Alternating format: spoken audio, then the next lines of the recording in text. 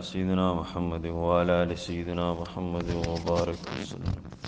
اللهم صل على سيدنا محمد وعلى آل سيدنا محمد وبارك وسلم وصل عليه. أعوذ بالله من الشيطان الرجيم. بسم الله الرحمن الرحيم.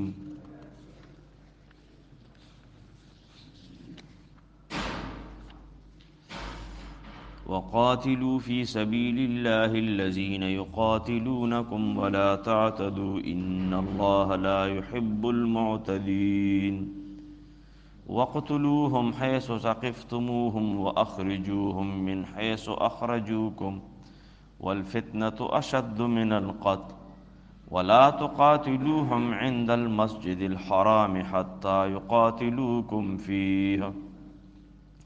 فإن قاتلوكم فاقتلوهم كذلك جزاء الكافرين فإن انتهوا فإن الله غفور رحيم. صدق الله العظيم. سبحانك لا علم لنا إلا ما علمتنا إنك أنت العليم الحكيم. د دې نه مخکې آیاتونو کې د بدنی عباداتو د حج او د هغې د وختونو ذکر تیر او د دې نه علاوه پکې د غلط رواجونو رسمونو د هغې مخنیوي پکې وشو. بل دا خبره چې بې ځایه سوالات کول د اهل علمنا علماو نیکانو خلقنا بې ځایه سوالونه هم نه دي پکار او اغیلم دا پکار دي چې د فضول سوالونو جوابونه نه ورکوي بلکې داسې طریقې سره د جواب ورکي چې هغه د هغې دپاره فایدهمند وي. نن درس کې الله پاک په دې آیاتونو کې اوس د جهاد ذکر فرمایي. یعنی په دې آیاتونو کې اوس هغه کمزوري خلق مظلومان هغې ته اوس د دې خبرې اجازت دی چې د طاقت جواب به په طاقت ورکوي. د نننی درس ته ډېر فکر وکړئ ځکه چې بعضې خلک ګورې په دې جهادي عمل باندې ډېر اعتراضات کوي. غیر دینه خلک څه کوي چې مسلمانان نو چې انسان کم از کم په خپل دین باندې خو کلیري کنه چې د خپل دین متعلق د خپل دینی احکاماتو متعلق د کم از کم ذهن خو صفایي کنه نو چې دی په خپل هم نه پوهېږي او نورې ښه شک کې واچي نو دا خو به نقصان وشي. نو سو 14 کاله مسلمانانو د مظلومیت ژوند تیر کړ په مکه شریفه کې. اوس هغې ته اجازت ملو شو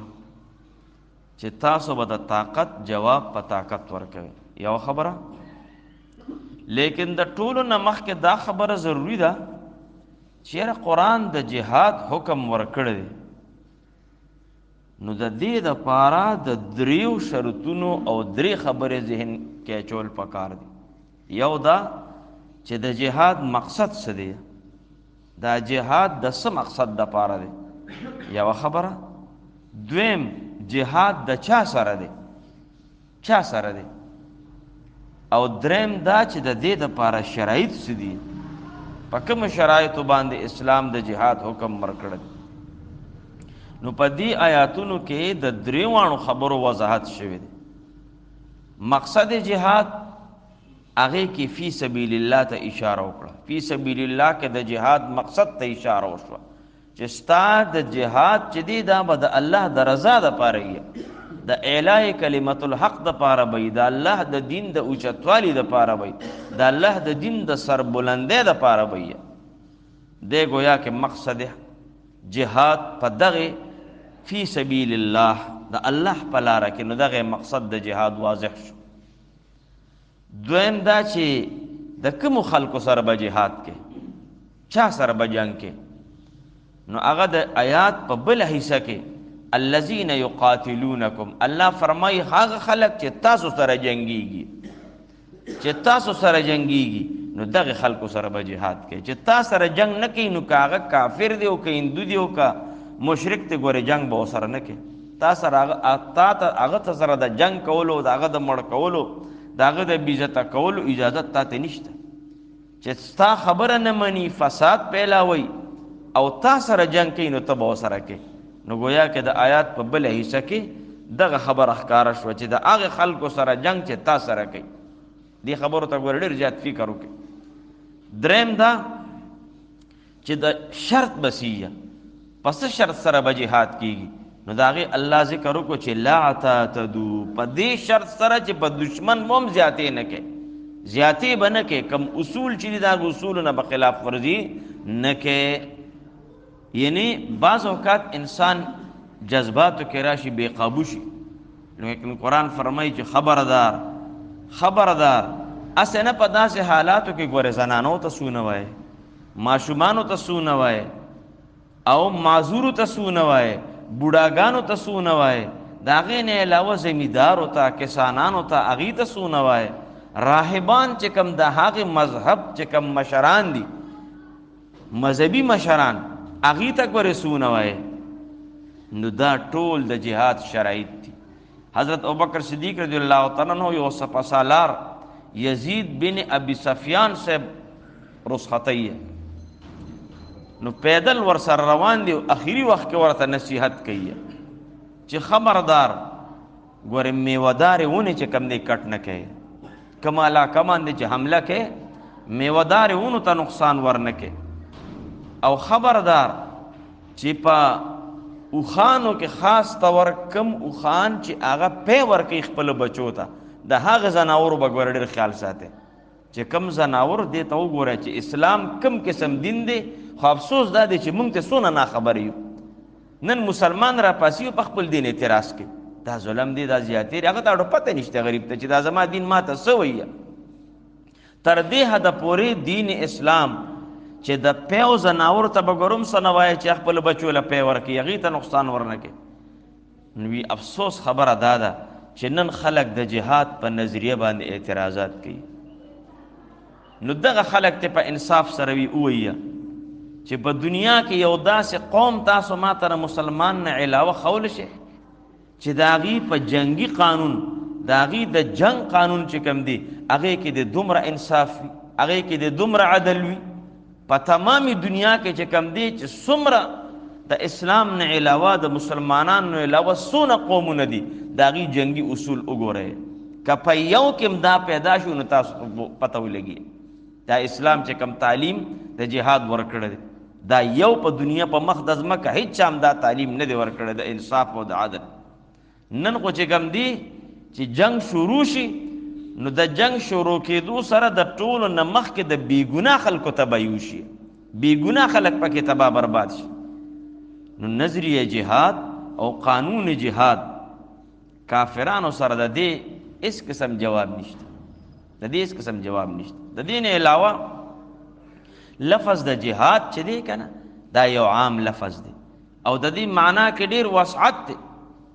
او قتال چې کم دی نو د دې نه مراد صرف جنگ دی. جهاد چې دی دې معنا کې جنگ هم شامل دی، لړائی هم شامل ده، کوشش هم شامل دی، محنت هم شامل دی. او لفظ د قتال کې چې کم دی صرف جنگ شامل دی. نو جهاد لفظ چې کم دی جهاد دا ظاهری او باطنی طاقت تا د دشمن په مقابله کې چې کم دی چې هغه د دشمن مقابله کې د امن و امان او د دین د قائمولو دپاره چې کم کوشش انسان کوي چې امن و امان دی قائم شي، دین دی قائم پاتې شي، اسلام دی قائم پاتې شي، د دغه ټولو دپاره چې څومره کوشش کېږي دی ټولو د جهاد ویل کېږي. الله فرمایي که نه جاهدوا المشرکین باموالکم وانفسکم مال سنت. قرآن حدیث مبارک کې راځي چې تاسو د مشرکانو سره په خپلو مالونو سره، په خپلو جانونو سره، په خپلو ژبو سره جهاد وکړئ. نو جان او مال سره د جهاد شکل خو ښکاره دی او د ژبې جهاد چې کوم دی هغه گویا کې ته به د تبلیغ په ذریعې سره په خلکو کې د جهاد هغه ماده پیدا کې، د تبلیغ په ذریعې سره به د خلکو د جهاد شکوک او شبهات ختمې. نو دغه گویا کې په دغه طریقې سره جهاد دی. د دین علاوه د جهاد متعلق چې کوم دی تصنیف کتابونه لیکل تالیفات کول دا ټول جهاد باللسان کې راځي جهاد بالقلم کې راځي نبی علیہ السلام یو حدیث مبارک کې راځي چې یوزنو مداد العلماء بدم الشهداء یوم القیامه یعنی دینی تصنیف چې کوم خلق تصنیفات او تالیفات او کتابونه لیکي د لیکلو نه کار اخلي د داسې علماو صحیح چې کم د چې په کومې سایه باندې دی لیکل کوي د هغې وزن به د قیامت په ورځ باندې د شهیدانو د وینې برابر وي د دې علماو د پینونو هغه صحیح چې ده د دې حیثیت به د قیامت په ورځ باندې حدیث کې راځي د شهیدانو د وینې سره تللی شي د الله په لاره کې د جهاد ترویج د ترقۍ دپاره چې کم خرچ کیږي کم صحیح استعمال کم جبه استعمال کم محنت کې دا ټول د شهیدانو د وینې برابر دی نو اوس د دین علاوه جهاد په دوه قسمه دی یو ته اقدامی وي بل ته دفاعي وي مسلمانان عام طور په جنگ کې پهل نه دی کړی دا تاریخ ته ګورئ مسلمانان جنگ کې لومبېوالي نه کوي چې هسې دې په یو پرامن علاقه باندې ورشي او بس جنگ دې ورسره وکړي بلکې ټول عمر دی جنگ دفاعي کړی دی خپله دفاع کړی ده او بعض اوقات که اقدامی جنگ ضروری ګڼلی دی نو چې تر ډېرو لږو موقعو کې هغه شوی دی څنګه چې وي په بدن کې بعض اوقات خیال کوئ په بدن کې بعض اوقات یو ننکی راوخیږي او هغه بغیر د اپریشن نه سمیږي نو داسې د ضرورت په وخت کې د امن و امان قایمولو دپاره د دواړه قسمه اجازت چې کوم دی اسلام د جهاد ورکړی دی که هغه دفاعي او که هغه اقدامي دفاعي دې ته وایي چې خپله دفاع کول او اقدامی دی ته وی چې په بل باندې حمله کول بل علاقې ته ورتل دی ته اقدامی جنگ وایي نو دا یو انګریز دی لارډ هیډلی دا هغه نوم دی لارډ هیډلی عیسائی مذهب سره تعلق ساتي وروسته مسلمان شوی دی ډېر لوی قابل بیرسټر و د په خپلو لیکلو کې ویلي دي چې غیر مسلمه قومونه چې کوم دي دی د مسلمانانو سره د جهاد په مسلې په وجه سره دا مسلمانان دی بدنامی چې مسلمانان دی جهادونه کوي او دی باندې دی بدنامی حالان کې وی حقیقت دا دی چې د جنگ ابتدا مسلمانانو نه دا کړی بلکې دی صرف خپل دفاع کوي او بیا دی دلیل پیش کوي دی دلیل ته اوس وخت کوي دا انګریز دی دلیل پیش کوي چې وګوره چې مسلمانانو سره لومبي 3 جنگونه کوم ځای کې شوي دي لومړني 3 جنگونه کوم ځای کې شوي دي لومړنی جنگ د بدر په مقام باندې شوی دی دویم جنگ د احد په میدان باندې شوی دی دریم جنگ د خندق په میدان باندې شوی دی نو په 3 ماړو جنگونو کې مسلمانانو باندې راغلي دي دی ور باندې نه دی ورغلي نو آیا دی کوس ګناه مسلمان تشو لکه امریکا راله په افغانستان حمله وکړه وی ځکه چې دا دهشتګردي نه مولانا سی به عجیب خبره ده د 14,000 میله نه تراله په ما دې حمله وکړه او نه ته دهشتګرد دی دا مسلمانان دهشتګرد دي نو دهشتګرد مونږ شو که دهشتګرد تاسو شوي دغه خبر نو دا لارډ هیډلی وایي چې 3 واړه جنګونه د مسلمانانو په علاقه کې چې کم دی جنګېدلي دي نو معلومه دا شو چې مسلمانان چې کم دی هغې د ظلم قایل نه دي هغې د مرګونو قایل نه دي کفار چې کم دی په سونو میله په سفر یې وکړو په دې باندې حمله وکړه مسلمانانو سره خپله دفاع وکړه او د دې نه پس هم په مسلمانانو باندې دهشتګردۍ الزام لګي نو دا الزام لګول یا دا خبره کول چې دین په توره سره خور شوی دی دا خبره بالکل غلط ده د دین اسلام حفاظت په توره باندې شوی دی دین په توره باندې نه دی خور شوی په توره بهرحال چې کم دی بیا الله فرمایي دویمه خبره کې چې ګورې زیاتې به نه کوي زیاتې به چې کم دی نه کوي دوران جنگ یعنی اسلام مسلمانانو ته دوران جنگ هم چې کم دی د ظلم زیاتی اجازت نه ورکوي جهاد صرف د الله د رضا دپاره د الله د دین د سربلندۍ دپاره د ذاتی مفاد دپاره چې کم دین جهاد نه دی وی کم خلق چې په جهاد اعتراضات کوي نو وی د دغه خلکو په جنګونو کې په لکونو په کروڑونو خلق چې کم دی بې ګناه مړه شوي دي کم خلق کم کافران چې په موږ اعتراضات کوي نو د هغه خلکو تاریخ که تاسو وکتو نو په لکونو کروڑونو پکې مړه شوي دي په پهلی جنگ عظیم کې 6 کروڑ خلق چې کم دی مړه شوي دي 6 کروڑ خلق په پهلی جنگ عظیم کې مړه شوي دي په دوسری جنگ عظیم کې 2 کروڑ خلک بی ګناه مړ شوي دي، حالانکه د نبی علیہ السلام په مبارکه زمانہ کې په مدنی دور کې چې په لومړني کال کې جنگ نه دی شوی، په آخري کې نه دی شوی، منځ کې په 8 کلونو کې 83 جنگونه شوي دي، 83 جنگونه. نو عقل خدا وایي چې په دې کې د پیربونو خلک مړي، لیکن بل طرف ته تاریخ وګوره، په هغې کې 559 مسلمانان شهیدان شوي دي او سن 759 پکې کافران مردار شوي دي. نو دې نه دا خبره ثابت شوه چې جهاد چې دی دا د قتل عام نوم نه دی، بلکې جهاد د دې خبرې نوم دی چې امن و امان دی پیدا شي، د نفاذ اسلام د پاره چې کم دی هغه پیدا کوشش وشي. نو بهرحال چې کم دی نن سبق کې ډېر ښکلی تعلیم موږ له راکوي، هغه ذهن د مسلمان بیداری چې انسان ته په خپل د دین اسلام د احکاماتو نه په خپله خبر نه او لګې په هغې باندې چې کم دی نو اعتراضات کې. او بیا آخري کې الله فرمایي چې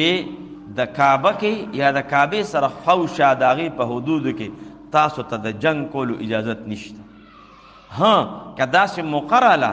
چې نور خلک زیاتې کوي او ظلم کوي او د جنگ اقدام یې وکړو، نو بیا تاسو ته چې کوم دی نو اجازت شته. او بیا دا خبره چې یاره ولې دا اخر دا لږ جنگ چې کوم دی نو پکار دی چې دام نه کېدی، نو الله فرمایي چې دا کفر او شرک چې کوم دی دا د دې نه سیوا جرم دی. دا کفر او شرک که بالفرض دا لږ جنگ اجازت هم اسلام نه وي ورکړی، نو په دغه ځمکه په دې ټوله ځمکه به کفر او شرک خور شوی وه او ډچا به چې کوم دی دغه نه کو. د کفر او شرک دا د دې نه سیوا چې کوم دی جرم او ګناه ده. او بیا الله فرمایي چې اخیری نتیجه دا ده چې بس امن و امان قایم شو، نه کوي سړی اسلام مني ودی مني او که نی مني خدای دې بې خو باسي نه دی مني، خو چې فساد به نه خوري، فساد به نه خوري. که فساد خوري مسلمانانو سره ظلم کوي، نو بیا به مسلمانانو باندې لازم ده چې دغه خلاف آواز اوچت کړي. ترجمه د خیال کوي وقاتلوا فی سبیل الله، او جنگیږي د الله په لاره کې، دغه مقصد بیان کړ، جنگیږي د الله په لاره کې. الذین د هغه خلکو سره یقاتلونکم چې دی جنگیږي تاسو سره، ولا تعتدوا او زیاتی به نه کوي. نو دا یعنی یقاتلونکم د چا سره چې تاسو سره جنگ کوي، چې تاسو سره جنگ نه کوي، ستا ته سوینا په امن و امان باندې دی، نو ګوره تا ته د جنگ کولو اجازت نشته. نو دا کافران چې په دې وطنونو باندې راخوارو شو، نو دا د عراق دی مسلمانانو هغې سره ظلم کړی و، دا د کویت مسلمانانو، دا د بیت المقدس مسلمانانو وسره ظلم کړی دی، دا د افغانستان مسلمانانو وسره ظلم کړی دی. دین اسلام خو دې قائل نه دی که نه؟ دین اسلام وایي چې تا سره جنگ کوي ته ورسره وکړه. ولا تعتدو او زیاتی به نه کوې، دی هغه شرط دی. ګوره زیاتی به په چا نه کوې، په کافر باندې، په هندو باندې، په سیک باندې ظلم به نه کوې، زیاتی به نه کوې. چې کوم اصولو باندې روان ته خپل دین روان کړی په هغې به عمل کوې. ځکه ان الله بشک الله پاک لا يحب المعتدین، محبت نه کوي د زیاتی کوونکو خلکو سره. نو که زیاتی دی وکړو نو الله به سره به تعلق ختم شي. ګوره دین اسلام چې کوم دی د غیر دینو باندې د ظلم کولو هم قایل نه دی. که هغه وي هغه باندې د ظلم وکړو نو هم به چې کوم دی ګورې د الله سره به تعلق ختم شي، محبت به ختم شي. وقتلوهم او جنګیږئ دوی سره، وجنې دي، وقتلوهم وجنې دي، حیث ثقفتموهم کوم ځای کې چې بیا مومئ تاسو دوی، کوم ځای کې چې بیا مومئ تاسو دوی، واخرجوهم او باسئ دوی من حیث اخرجوکم د کوم ځای نه چې استئ تاسو، د دې مکې نه تاسو استئ، نن تاسو هم د مکې نه وباسئ چې یا خو به مسلمانېږي او که نه مسلمانېږي نو بس اخرج اليهود والنصارى من جزيره العرب. حضرت اعلان وکړ چې وباسئ یهود او نصارا د عربو د جزیرې نه، بس قیامت پورې به چې کوم دی دا په دې علاقه باندې بند شو. والفتنه او کفر او شرک چې کوم دی اشد من القتل، دا ډیر سخت د قتل. نو لہذا کفر شرک هغې جړ ختمول غواړي. ولا تقاتلوهم او مجنګېږئ دوی سره عند المسجد الحرام، د مسجد حرام سره نږدې، دغه حدود د حرم دي، هلته چې کوم دی منع دی التگا که هر قسم حالاتی خو التا جنگ و قتال منع دی خو حتی تردی پوری یقاتلوکم فیها چی دی جنگی گی تاسو سره فإن قاتلوکم پس کچری دی جنگی گی تاسو سره فقتلوهم بیا وجنه بیا با پہ ناراسته نه کوي چې پوښو چې دی خوس په دی حدود د حرم کې چې کم دی حالات خرابی بس بیا پہ ناراسته مه کوي بیا داسې وکړي چې بل ځای کې قرآن فرمای حتی یسخن فی الارض داسې عمل وسره بیا وکړي چې د دې دا وینې ودرېږي په ځمکو باندې چې دی ولې چې کم دی د قانون خلاف ورزي کې کذالک هم دارنګې جزاء الکافرین دا بدله ده د کافرانو فإن انتهوا پس کچری دی منشو فإن الله پس بیشک اللہ پاک غفور الرحیم بخون کے دو رحم کا ان کے ذات تے گورا سمرا دا دمر ظلم جاتی خو کا توبه وستا بس دا وحشی رضی اللہ تعالی عنہ چې هر کله پسونو په زرګونو خلق په ډلو ډلو راتلو مسلمانې ده وحشی صاحب باندې خلق مهنت شروع کو وی مسلمان شه او راشه د نبی علیہ السلام نه معافی وغواړه نو هغه وحشی صاحب سو خطونه راولېږل لومبه چیرې زما د پاره سزا پکشتا بالکل زیشتا زما د پاره د معافی صورت شتا بالکل د معافی صورت شتا درې سلور پیری خاتون را هر ځل ورته نبی علیہ السلام د تسلی خط لېږل دي هر ځل اخر دا چې په یو ډله کې راغی چې نبی علیہ الصلوۃ والسلام ته مخامخ کېناست نو چې وی قتل ورته وی انت وحشی ته وحشیه وی او جی نعم یا رسول الله وی انت قتلت عمی تا زما تر وجلې دی وی او جی بالکل ورته وی تا ته الله معافی وکړو د خدای پیغمبر هم درته معافی وکړه ته مکمل الله معاف کړ خو یو خبره د صرف زه کومه په دې خپه کېږم چې مال خیر د مخه لډیر مرازه د دې دا نه چې ګنې ما باندې به جذبات راشي نو زه به تا ته سویم نه ما تا ته مکمل معافي کړې ده خو چې زما تا باندې نظر لګي نو ما نه هغه تر بیا د سترګو نه ناخوا کېږي اره ته مخې مخې ته کېږي نو په زړه مې ډېر لوی خفګان راځي نو که ته خفه کېږي نه نو خیر د ماله ډېر بار بار مخې ته مه راځه هغه ورته وی جي بالکل ټیک ده نو وحشي صاحب چې پاسېده نو بس په جړا شو چیرې دومره زبردست دین د حمزه صاحب د بدن 15 ټوکړې یې جوړې کړې وي دا او د هندا هغه چې کم دی راغلی و او د ابو سفیان خزه او دیمو نو 15 ټوکړې یې دغه د بدن جوړ کړی هغه بدن یې 15 ټوکړې کړی و لیکن نبی علیہ السلام ته معافي وکړه چې وحشي صاحب را پاسېده وی د کفر په حالت کې مې چې کم دی د مسلمانانو یو لوی جرنیل وجل دی یو لوی شخصیت می وجل دی اوس به د دا کفاره به زه اله ادا کوم چې اوس د اسلام په حالت کې به د کفر یو داسې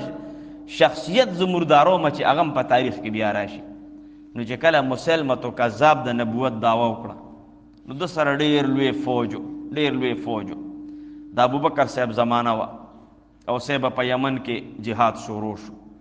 په یو ورځ باندې 1200 حافظان خو پکې شهیدان شو او مسلمه کذاب په خپل هم د جنگ ډیر ماهر نو دا وحشي صاحب چو نو نور خلکو په کمان کې چې کم دی غشي کې خودل خو دې ډیر انتهایی تجربه کار او ډیر مضبوطم او شیشناکم نو د په کې دا لنډه نیزه کې خود بل چا ویدا کار نشو کوله دو په کې لنډه نیزه کې خود پاغه وی بس د چې کم دی وی چې بل نه